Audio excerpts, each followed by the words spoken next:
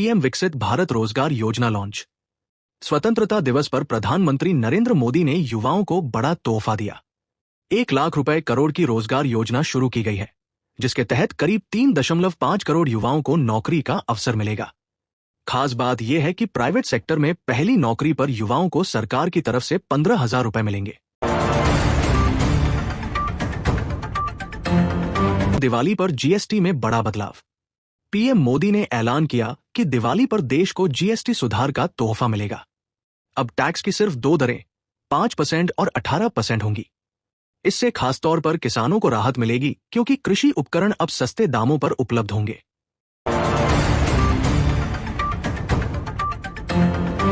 राजस्थान में मानसून सक्रिय। प्रदेश में एक बार फिर मानसून ने दस्तक दी है। मौसम विभाग ने 20 अगस्त तक दक्षिण राजस्थान में सामान्य से ज्यादा बारिश का अनुमान जताया है। सिरोही, उदयपुर, बांसवाड़ा, प्रतापगढ़ और डूंगरपुर जिलों में येलो अलर्ट जारी कर दिया गया है। श्री गंगानगर में पानी संकट। गंगानगर के किसानों की फसलें पानी की कमी से सूख रही हैं। किसानों का सवाल है कि जब केंद्र सरकार कहती है कि पानी पाकिस्तान नहीं जाएगा, तो राजस्थान को हिस्सा क्यों नहीं मिल रहा। बीकानेर कैनाल में 25,000 क्यूसेक पानी में से केवल 1,628 क्यूसेक ही आ रहा है। 3,000 रुपए में वार्षिक टोल पास। एनएचएआई ने आम लोगों के लिए बड़ी सुविधा शुरू की है। अब 3,000 रुपए देकर आप वार्षिक टोल पास बना सकते हैं। यह सुविधा मोबाइल ऐप राजमार्ग यात्रा के जरिए उपलब्ध होगी और लंबे सफर करने वालों को सीधा फायदा मिलेगा। भिवाड़ी में नई 6 लेन सड़क। भिवाड़ी क्षेत्र को नई सड़क सुविधा मिलने जा रही है। उद्योग मंत्री कर्नल राज्यवर्धन राठौड़ ने बताया कि भवाड़ी टोल से टपोगड़ा तक 8.5 किलोमीटर लंबे 4 लेन मार्ग को 6 लेन में बदला जाएगा। कुल लागत 75 करोड़ रुपए होगी। गहलोत का चुनाव आयोग पर हमला। पूर्व मुख्यमंत्री अशोक गहलोत ने स्वतंत्रता दिवस पर बड़ा आरोप लगाया। उन्होंने कहा कि चुनाव आयोग बीजेपी के दबाव में काम कर रहा है। उन्होंने वोट चोरी को लोकतंत्र के लिए गंभीर खतरा बताया और राहुल गांधी के बयानों का समर्थन किया। चूरू में कांग्रेस नेता का निधन। चूरू जिले से दुखद खबर है। कांग्रेस के पूर्व ब्लॉक अध्यक्ष सतीश पुनिया का आकस्मिक निधन हो गया। 47 वर्ष की उम्र में उनका जाना राजनीतिक और सामाजिक हलकों में शोक का कारण बन गया है। बच्चों की सुरक्षा पर सवाल।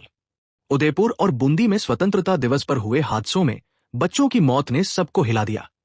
सचिन पायलट और डोटासरा ने कहा कि आखिर ये लापरवाही कब तक मासूमों की जान लेगी। सरकार से जवाब मांगा गया है। प्राकृतिक खेती मिशन लॉन्च होगा। कृषि मंत्री शिवराज सिंह चौहान ने बताया कि 23 अगस्त को प्रधानमंत्री मोदी प्राकृतिक खेती मिशन शुरू करेंगे। रबी सीजन में 3 से 18 अक्टूबर तक विकसित कृषि संकल्प अभियान भी चलेगा।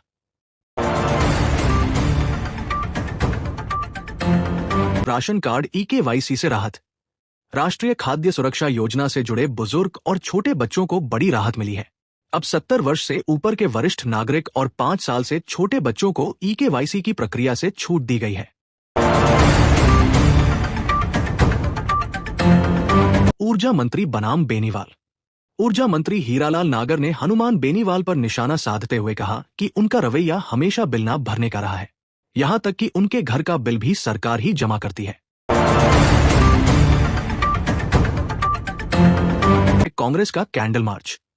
बांसवाड़ा में कांग्रेस कार्यकर्ताओं ने वोट चोरी के आरोपों को लेकर कैंडल मार्च निकाला।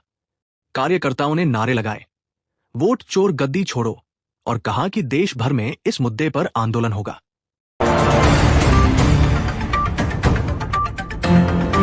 सोना चांदी के दाम उछले। जयपुर में सोने चांदी की कीमतें लगातार बढ़ रही हैं। सोना 11,396 रुपए प्रति 10 ग्राम और चांदी 1,19,600 रुपए प्रति किलो पहुंच गई है। निवेशकों को इससे अच्छा रिटर्न मिल रहा है।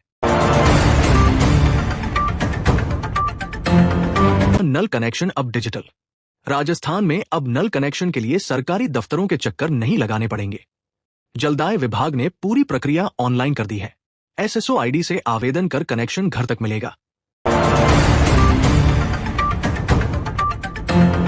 भर्ती परीक्षाओं में नया फार्मूला।